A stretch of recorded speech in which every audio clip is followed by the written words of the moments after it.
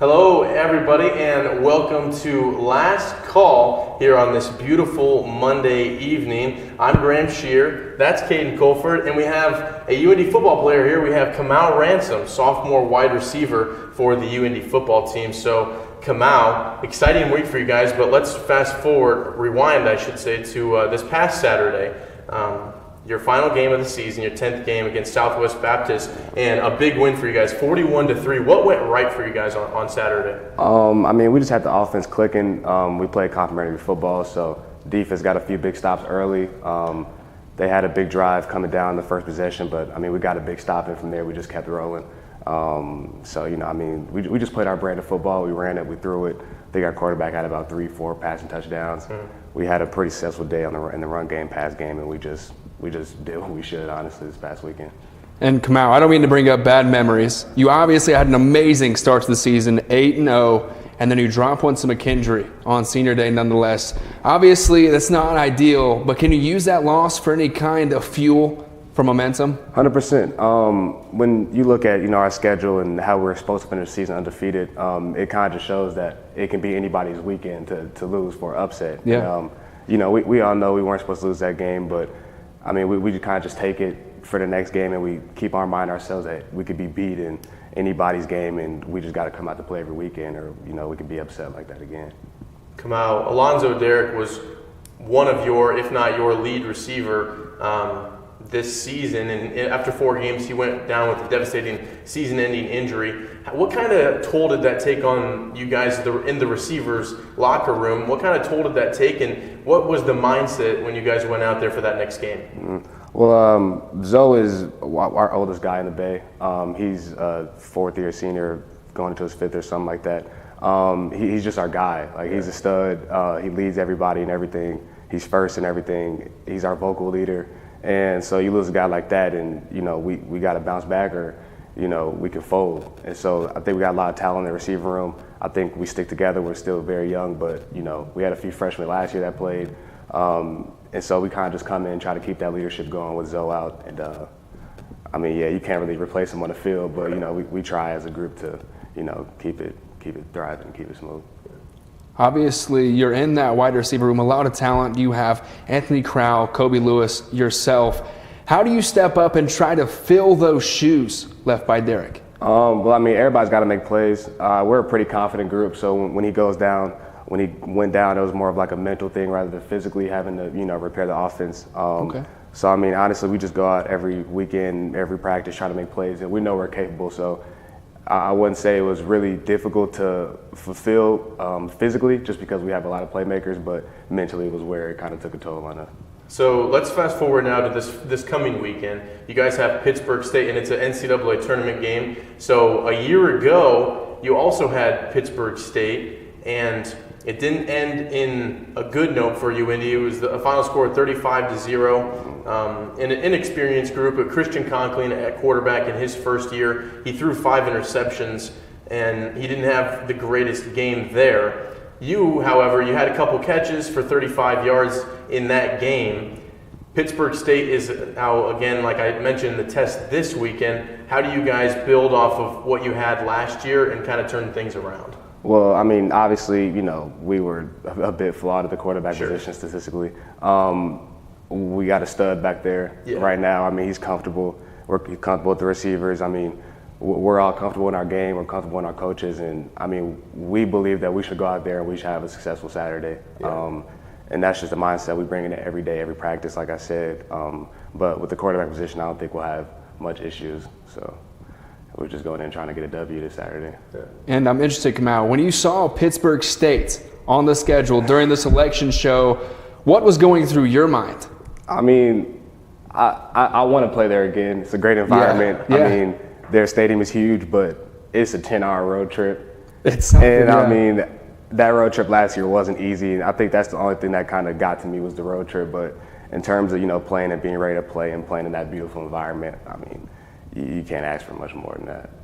You talk about Gavin Sukup, having him on your roster, definitely a leader in the backfield, taking snaps. What kind of level of confidence does he add to your receiver group heading there on Saturday? I mean, he just believes in everybody. There's not really a situation where we don't expect our guy to finish on top. Like, we expect to win our one-on-ones. We expect to go out every game and dominate, throw for 300, 400 with a few touchdowns. It's the standard, and he allows it to be the standard, and he allows us to execute the standard. And what's the relationship like between Sukup and the receivers? I mean, we're a bunch of guys at the end of the day. Like, I mean, everybody's cool. We, kick it with each other outside of football. We're just a tight bond, honestly. I mean, I've been working with him since last spring. So, I mean, I know the guy like my back of my hand, like, we got a great bond, and we're just a bunch of friends in there. Cool. Kamau, I'm curious, what's your relationship like with Coach Chris Keevers? How is he like? I mean, he is an interesting character for sure. I mean, our relationship is pretty well. I mean, he's head coach, so obviously everybody doesn't talk to him every day or something like that. But I mean, he keeps it cordial with everybody, and he just keeps us going every day. He comes with 100% of energy every single day. So I mean, we got to just follow him and let him lead us.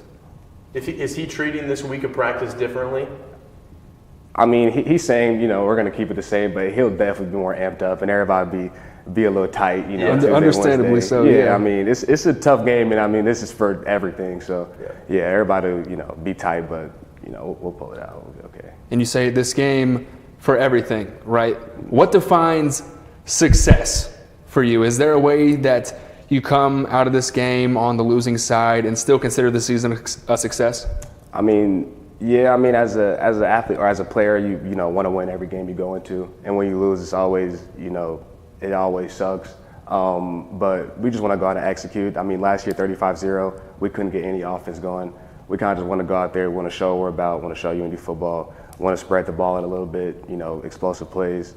And we just want to compete, honestly. I mean, obviously you want the dub and you want everything, but we want to compete as an offense, and we want to show why, we're here again. And just to follow up to that, Kamau, do you think this team is where it needs to be to come out as the winners on Saturday? Yeah, I mean, I think we got the guys, we got the talent. I mean, even though, we're missing a few extremely key pieces, I mean, we don't feel like we should come out on the losing side at all any weekend. Going to this game too, Pitt State is a little banged up too. Yeah. So we're just looking to capitalize on everything that they're giving us and capitalize on, what we can do. Kamau, last one from me. This is your second year with UIndy. Have you seen any growth in yourself in your game from year one to year two? Yeah, I think I've seen a lot of growth. Obviously as a receiver, like, you want the ball every single play, every snap. You're out there to catch balls. But just in terms of like being a leader or like, showing people or being this standard, so people kind of look at me and see how I do something and try to mimic it and ask me how I did it. Or with the younger guys, Anthony Crowell, Caleb Carver, those guys, they talk to me every day, and we're talking about football, how to get more open, how to break off a route a little better. And so just in terms of just keeping our guys up and keeping our guys executing at a high level is kind of just the role I tried to take this year. And just one more question from me, Kamau. We had Justin Thomas on the show a couple weeks ago. I'm pretty sure after the Quincy game, he had a monster game in that one. The last thing I asked him, who has more fun, offense or defense? I'm sure you can guess his answer. I'll ask you the same question. Who has more fun on the UND football team, the offense or the defense? I mean, I don't know what you would term it as fun, their fun is a little different than ours. We like scoring touchdowns, and they like, putting their head in somebody's chest and screaming all over them. We're not as violent as them, but I mean, we go at it every single day, and we enjoy each other. So, I mean, offense versus defense every day is like, it's a game day for us. So 100%. I'm going offense, obviously. I mean, all right, that's clear. But, all right. Thanks. That's Kamau Ransom. Kamau, thanks for the time. Good luck this Saturday. Right, thank you. It's Kamau Ransom, sophomore wide receiver for the University of Indianapolis. Greyhounds on the road this week for NCAA tournament round 1 against Pittsburg State over in Kansas. That game kicks off at 2 p.m. Eastern time. You can catch all the fun on 88.7 WICR, the radio call, at 1:40 Eastern time. Kamau, thanks for the time. When we come back, coming up, we'll look at some of the best NFL games, and later we'll discuss what's going on in the NBA. Stay tuned for more on Last Call. Are you feeling alone in your faith? UIndy Catholic gives you an opportunity to get involved in a religious community on campus, providing sacramental needs and fellowship for prospective students and giving you a sense of belonging. We just want you guys to know that God loves you, He delights in you, and He's in awe of you, and we would love to meet you. So you should come on out. UIndy Catholic, a community for you. For children who may have high-functioning autism, may have ADHD, processing challenges, working memory issues, sensory integration issues, those types of challenges. It's a place where human beings are valued, children are respected. It's a progressive school that takes a hands-on approach to education.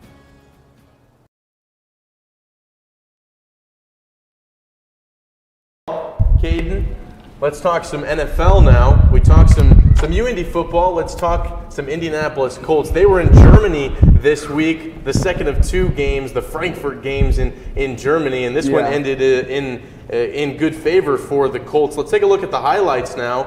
This one in Germany, obviously the time difference. This one started at 9:30 Eastern time in the morning, and Gardner Minshew looked pretty good.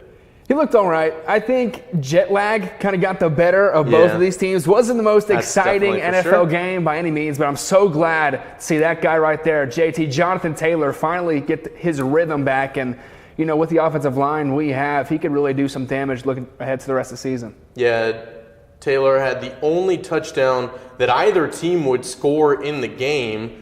Couple field goals by both sides, but Taylor on the day, 23 carries, 69 yards, and a touchdown. He led the way for the Colts. You see the second point score of the day for Indianapolis.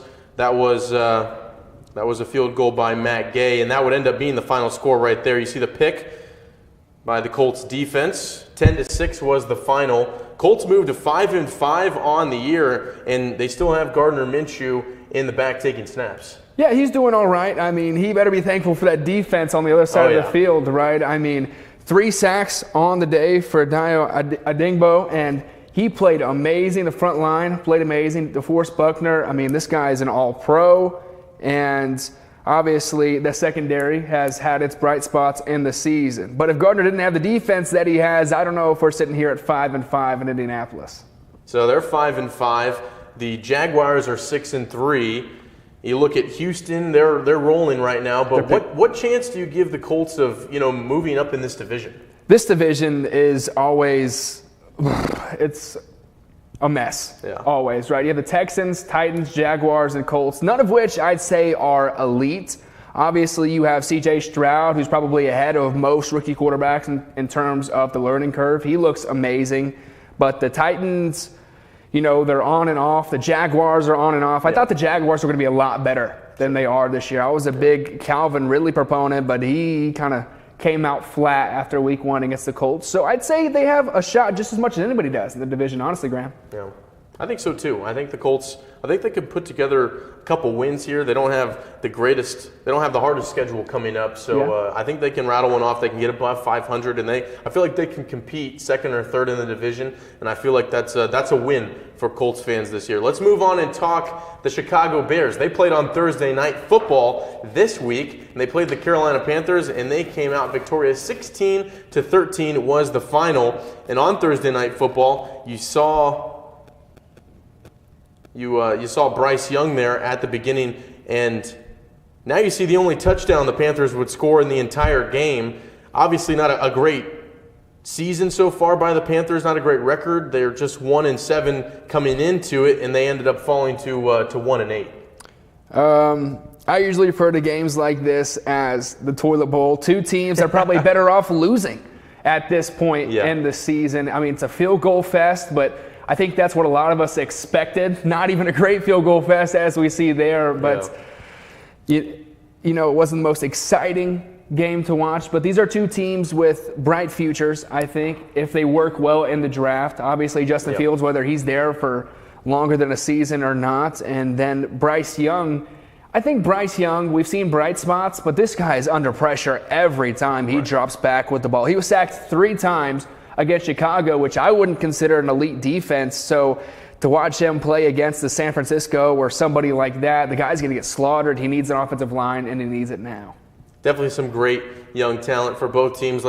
Speaking of great talent, though, we move to the Houston Texans. They have put together a couple of nice wins here, Caden, and C.J. Stroud is just continuing to look special in his rookie season. 356 yards and a touchdown. Obviously, sprinkle an interception in there, but you can't ask for more as a rookie. And he's not working with, Calvin Johnson, or he's not working with Justin Jefferson. Right. I mean, this guy is making do with Tank Dell, Noah Brown, not the greatest receivers, like you said. Exactly. I mean, that's a fantasy wise, that's probably 7-8 rounds, right?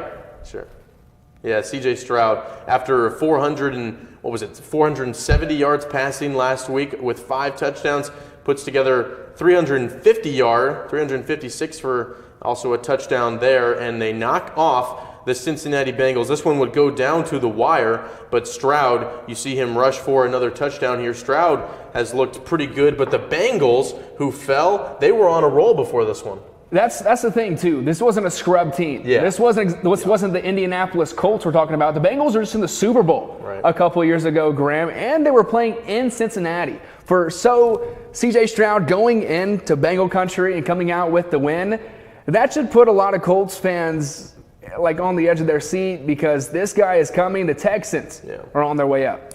We moved to Minnesota, where the Saints were to take on the Vikings. Another fun matchup there, and another one that went down to the wire. A ton of games went all the way down to the last few possessions in the fourth quarter. This one was very similar to that. The Vikings end up prevailing, but with Kirk Cousins sidelined for the season, they made a trade for Josh Dobbs. They've now won 2 games, Caden. It's impossible to not like this guy. The way that he came and just embraced the system, embraced Minnesota Vikings football. The guy's slinging it across the field. It's so much fun to watch, and looking at that division, it's them and the Lions at this point to take it, and with the Vikings getting hot at the right time, they definitely have a great chance to do so. In the first half, T.J. Hawkinson, the tight end for Minnesota, made fantasy managers happy. 10 catches for 128 yards and a touchdown in the first half alone. Ended the day with 11 catches. Pretty good day for the Vikings, who have now won their 6th straight game. The Vikings are just on a tear recently, and their defense is helping them out as well. They're on a roll. They have the fans behind them, which they weren't at the beginning of the season. I think the players have all bought in, especially after losing Kirk Cousins. It would have been so easy to just fold, right? Well, there goes our QB1. How about, the higher-ups in the Vikings organization saying, we're not turning this season over. We're still here. We're going to go get Dobbs. And Dobbs, just embracing the culture in Minnesota, he's on a tear. Obviously, Minnesota has a young receiving core that's on the up, and I like watching Minnesota right now, Graham. Dobbs with 268 passing yards yesterday. And he also had a rushing touchdown to go along with this one passing touchdown. Dobbs is just on a tear right now for Minnesota. And now we'll talk one of the other games that went down to the final possession. This one, Pittsburgh and Green Bay. The Steelers and the Packers. This one, a rivalry. 2 of the best teams in the NFL forever. This one ended pretty well as well. The histories are probably a lot better than the current status of these organizations, which it sinks to say, but I think they're making their way up. They're working through the draft pretty well. You see a sophomore quarterback right there in Dobbs, who's having himself a season. And the Steelers, obviously, I think they can get something going, at least in the run game here with Warren. Yeah, Steelers have looked pretty good so far this year. Obviously, 2 teams that have had great quarterbacks throughout the years, Brett Favre and Aaron Rodgers for the Packers, to go along with other names that I'm forgetting. But for the Steelers, Ben Roethlisberger, but right now both teams have young QBs, Jordan Love, Kenny Pickett. You see Love here throw an interception. It just shows the inexperience right there at the end of the game that can't happen. At some point, we have to stop saying, well, he's young, He's young. Yeah. We're 10 games into the season, 10 weeks into the season. I'd like to see him be more efficient with the ball. And I think that first interception that we saw, I think that was actually a pretty well-placed pass. Just was played very well defensively, just caught the wrong tip, and it fell into the defender's hands. But I think he needs to get better at decision-making. He needs to be quicker on his release, needs to find a receiver early, because there's talent in that receiver room of the Packers. It's on Jordan Love to find it on the field. We just talked 5 games that went down to the wire. None better than this one right here. Last call's game of the week. It was the Cleveland Browns and the Baltimore Ravens from M&T Bank Stadium in Baltimore. This one was a special contest here, a division matchup. The Ravens looked like they were going to run away with this one, but Cleveland came out of nowhere at the end. Cleveland's one of those teams that's really based around the system, right? A run-heavy offense that plays the same week in, week out. So you can never really count them out, especially in this division that they're in. The Ravens so talented, right? Is that Odell Beckham Jr.? It is. I caught like a 55-yard touchdown pass yesterday. Wow. Then there's Kareem Hunt. And, you know, a lot of people saw him as a backup to Nick Chubb. Hasn't seen a lot of snaps, but with Chubb and his season injury, it's heavy on Kareem Hunt to get that running game back in formation. So you see Baltimore leading by 2 scores in the fourth quarter, and it just derailed, to say the least, for the Ravens. And with that pick 6 right there that Lamar Jackson threw, Cleveland came out of nowhere. They almost tied it. Then they missed the field. They missed the extra point right there. They missed the extra point, but they make another turnover. They come down the field, they kick a field goal, and win it at the end of regulation. Cleveland, a great defensive team, stepped up big yesterday and knocked off the best team in their division, one of the best teams in the whole conference of the AFC, the Baltimore Ravens. That's a tough win for the Browns, right? And the defense, you can credit there with the defense, just as I said, for the Colts, right? Because without that interception, they're not set up. The constant pressure on Lamar Jackson, which is hard to do as a defense. You have 30 NFL GMs and coaches that are trying to figure out how to do what the Browns just did, because there's not a lot of defenses in the league that can do that. Let's go ahead and move on and talk the rest of the scores, the rest of the games in the NFL. So we talked the Bears, Colts, Texans, Vikings, Steelers. That's the 5 games. We also talked the Browns and Ravens just then. Let's move on and talk the rest of those 1 o'clock games. The Buccaneers from Tampa Bay, they dominated the Tennessee Titans, who fell to 3-6 on the year. It was 20-6, the final there. The 49ers also dominated the Jacksonville Jaguars, 34-3, and the Jags, who had a better record going into that one, the 49ers just dog-walked them yesterday. Dog-walked is probably the best term for it, Graham, I got to say. Yeah, 34-3, and they have the same record there now. 6-3 is both the record from San Francisco and Jacksonville. And then the Arizona Cardinals made a comeback with Kyler Murray. This one goes down to the wire. They knock off the Atlanta Falcons 25-23. Another great game from yesterday. Boy, it was just, the slate was filled with great matchups. The Detroit Lions moved to 7-2 as they knock off the Los Angeles Chargers 41-38. And then we move to the 4 o'clock games. 4:25, it was the Dallas Cowboys dominating the New York Giants in their own conference, 49-17. And then the Seattle Seahawks knocked off the Washington Commanders 29-26. Lastly, Sunday Night Football, the Las Vegas Raiders won at home against the New York Jets, 16-12, the final there. Let's go ahead and move on and talk Monday Night Football tonight. All right matchup. Doesn't look like on paper, though, that it's going to be that great of a game, though. The Buffalo Bills are hosting the Denver Broncos. Caden, what do you think of this matchup? You know, I think the Bills are going to walk the dog in this one, as you alluded to earlier. I just don't see what the Broncos really have going for them. I think on both sides of the ball, they're just around average, maybe below average, if you will. And they're playing a Bills team that could put up 60 points if everything goes right, with Josh Allen at the helm and obviously Gabe Davis, Stephon Diggs as receivers. So if the Bills are hot, I don't think anybody's beating them, let alone the Broncos. The only thing the Bills don't have is a consistent running back. That could potentially put them as one of the best teams, if not the best team, in the AFC. NFC. Who do you got in this one? Bills, Broncos, and pick the final score. Final score. So obviously it's the Bills, right? Give me the Bills 41-14. I got the Bills 31-17, so still a 2-score game. They cover the spread. The spread is 8 points right now. Buffalo is projected to win by, and that just continues to grow here. So both of us got the Bills. Let's go ahead and take a quick break. When we come back, we'll talk some NBA, the hottest teams in both the Eastern Conference and the Western Conference. Plus, don't miss Caden and I's picks on Monday Football Forecast at the end of the show. It's Last Call.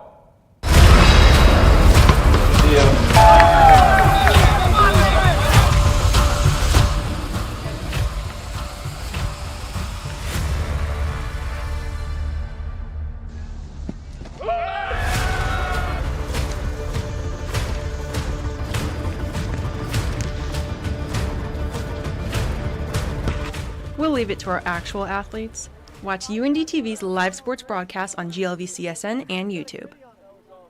The first time I went to Lucas Oil was last year for the 6A Center Grove versus Carroll State high school football game.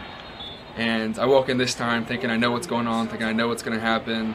And if I were to say that Lucas Oil lost any effect on you, just the pure vastness that it hits you when you walk in, I'd be wrong. And Jace put it perfectly. He walked in and said, wow, this is the dream. And it is, because the people that we look up to listen to a high school football game of the week on WICR HD3 UND Radio.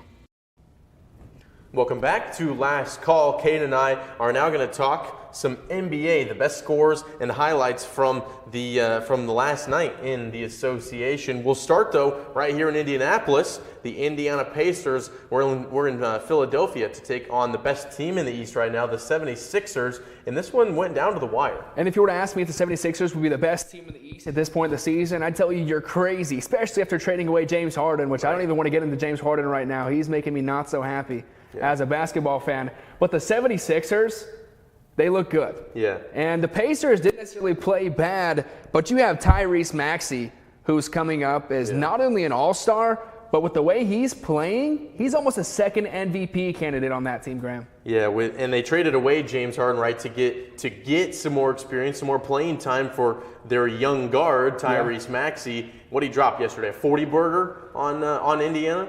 Taking a look at this, Tyrese Maxey had 50 points. Oh, 50-burger. 50 I did him dirty. 7 rebounds and 5 assists for Tyrese Maxey. Not an all-star, not just an all-pro. This guy's an MVP candidate coming up. And this is against a Pacers team with Tyrese Halliburton. And taking a look at Tyrese, he had 25 and 17. 25 and 17. So he's not playing against the scrub. Tyrese Halliburton, all-star in his own right. Pacers are 4th in the East. We'll take a look at those Eastern Conference standings here in just a moment. But first, we move elsewhere in the East down to Miami. They had the San Antonio Spurs last night, and Miami just continues to win as well. Top 5 in the East so far still. Miami's consistent. Yep. I think Miami will be consistent for years to come. You're headed by Jimmy Butler, Bam Adebayo, some of the best front office, one of the best coaches in Eric Spoelstra and Miami. They're always going to be top 5 in the East, I think. And they're always going to be a threat come playoff time. I think the Spurs, they're kind of getting out of that honeymoon phase, if you will, with Victor Wembanyama, which I'm pretty thankful for. Yeah. He's good. Don't get me wrong. This guy is a generational talent, but I don't think he's where he needs to be as of right now. But he put a couple spots around him with Greg Popovich coaching him for 2-3 years. As Popovich just signed his extension. Yeah. He's going to do big things. Definitely a unicorn. It'll be cool to watch him grow over the course of his NBA career, see his potential, how good he can get. Let's look at the Eastern Conference standings right now. Let's make those full screen if you could, Jace, and let's look at the standings. Does anything stick out at you, Caden? Well, the Pacers at 4 honestly sticks out to me, and the Magic at 6. And we drop down to 8. You have Milwaukee. After the Dame trade, a lot of people thought that Milwaukee were going to be top 2 and probably not 2, right? Because those are 2 All-NBA players on the same team. Obviously, Dame's been in and out with injury. We just watched Giannis in Indianapolis about a week ago, right, Graham? Yeah. And he had, 53 points, 54 points. Yeah.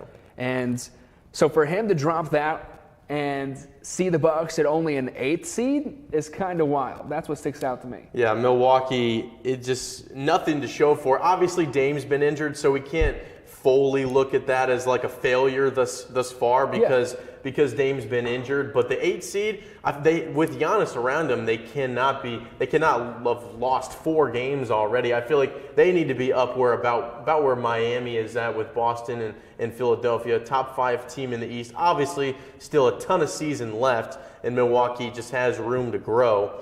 But who do you have as the favorite in the East, and who do you think will make a run at the NBA Finals? A favorite in the East, I still think it's going to be Boston. I think Boston just up and down their lineup, even coming off the bench. They have role players that just play the system to perfection. Obviously, you're headed by Jason Tatum, who I think is going to be an MVP candidate by the end of the season, and 37-and-a-half-year-old Al Horford, or however old he is. That somehow he's still pretty decent out there on the field, or on the court, I should say. Yeah.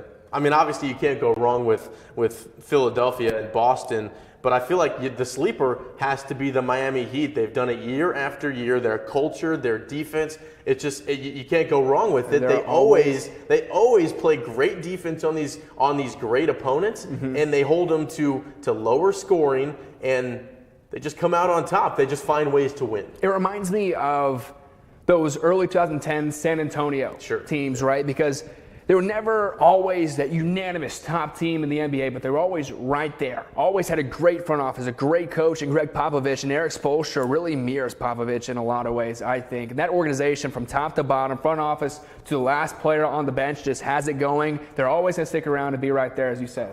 Let's move to the Western Conference. We talk the Houston Rockets, who have come on pretty strong as of late. They knocked off the Denver Nuggets last night, 107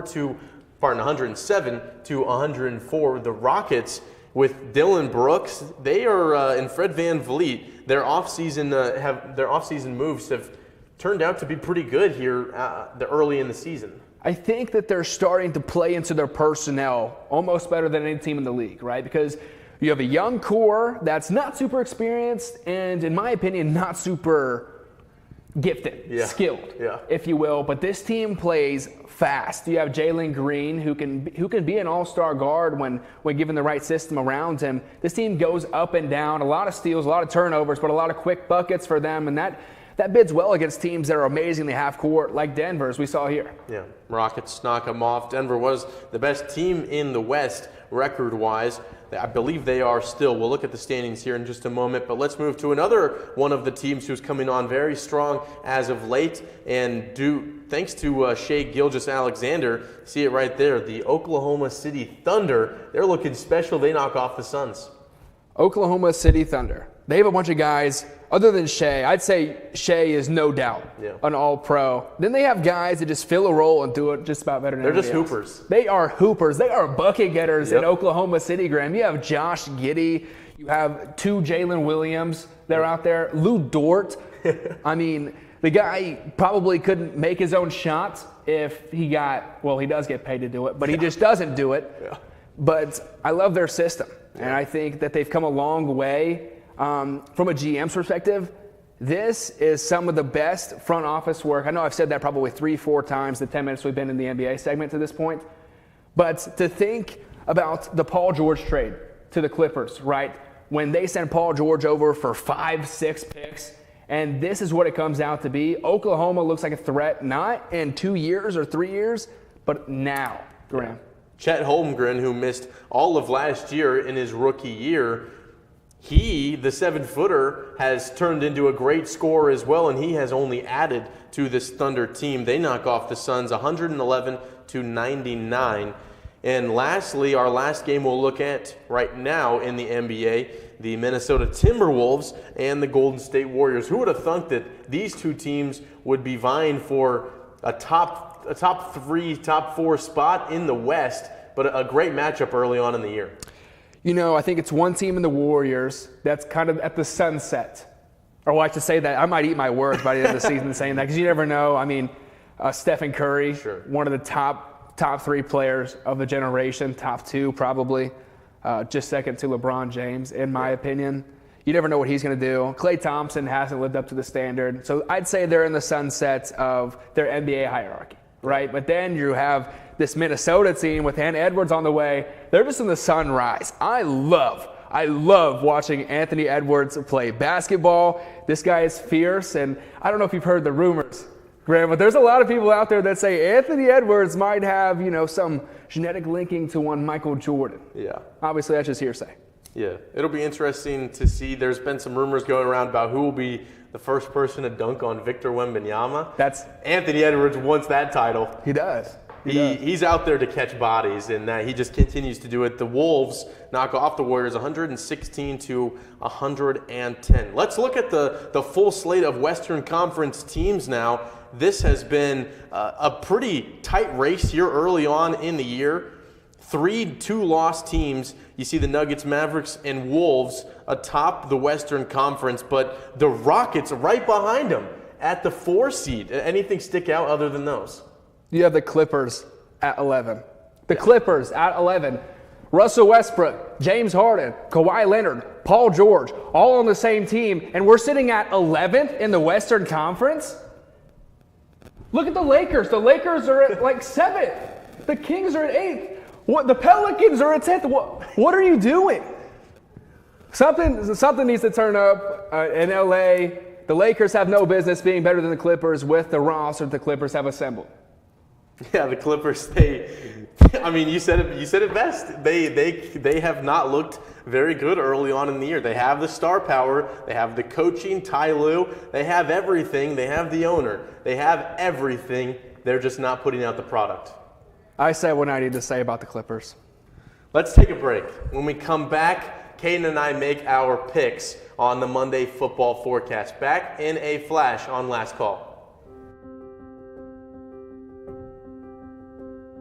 There's often a moment when you're helping somebody with math where they just suddenly get over that little barrier and they get it. It's a nice aha moment, and I really like being involved in helping students achieve that moment.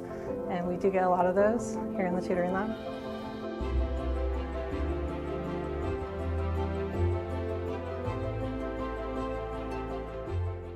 First time I went to Lucas Oil was last year for the 6A Center Grove versus Carroll State high school football game.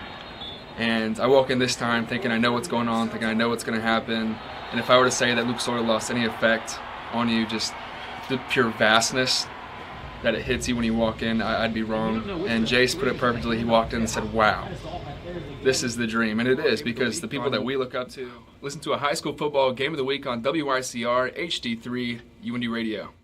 Back here on Last Call, final segment, Caden and I, where we got a little bit worked up on that last segment, but let's go ahead and simmer down here and make our picks for Monday football forecast. We'll start with Thursday night football after that toilet bowl matchup, as you said last week, the Panthers and the Bears. I got that one right, by the way. I got the Bears. You said the Panthers. I got that one right. We'll look at our final standings here in just a moment. But starting on Thursday night football, this is a fantastic matchup. Maybe the best Thursday night game we've had all year so far. The Cincinnati Bengals and the Baltimore Ravens. This one will be fun, Caden. Who you got?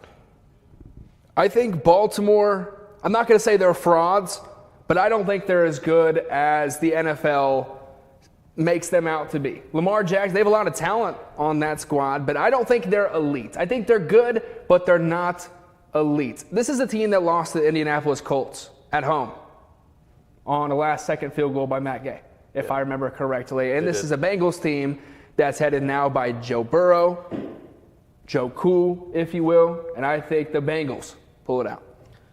You know, I think I got the Ravens on this one. Okay. I think we're going to differ on this one, because I think the Ravens, that's a win. Okay, all right, yeah, we'll see. They need a bounce back though. They coughed up a game. They lost the game so bad there at the end. Yeah. They should be 8-2 right now. Instead, they're 7-3. They should be atop the conference and one of the best teams in all of football. Yet they just continue to lose. That one of their 3 losses now, was against those Colts. Their other loss against the Cleveland Browns. I'm not sure their third loss, but all winnable games. They should be probably 9-1 right now. Instead, they're 7-3. I think that they come out hungry and motivated in this one. A divisional game against Joe Burrow, Yeah. Joe Cool. I think they knock off the Bengals. It'll be a good game. I think so, too. But I think the Ravens get this one done. So let's add a point to the win column now for this one. Let's move to Sunday Night Football, and we'll talk the Minnesota Vikings and the Denver Broncos. Caden, who do you have in this one? I think Minnesota, the way that they're clicking, the way that the entire state is behind them. You have Minnesota fans that have never watched a Minnesota Vikings football game before at this point. So against a Broncos team who isn't exactly, the highest they've ever been, Minnesota takes this one. Move that noggin over. I got the Vikings as well, so can't make up any ground on me on this one. And now Graham's copying my picks. Okay, yeah. That's okay. By the way, I made the picks first. He copied me. Okay. I had to switch my pick just so that we didn't have three of the same. Okay. So let's go Minnesota both Because they all on have to this be one. what Caden said, right? Two Minnesotas. Let's move on. Since the Colts have their bye week this week coming back from Germany, we'll talk another AFC South matchup here. We have the Titans in Jacksonville. Who do you have on this one? In Jacksonville's a hard place to play for whatever reason, right? Trevor Lawrence and his high-powered offense get things done against Tennessee. I think the Jags get this one done. Oh, lower your hands. Titans are awful. The Titans are so bad.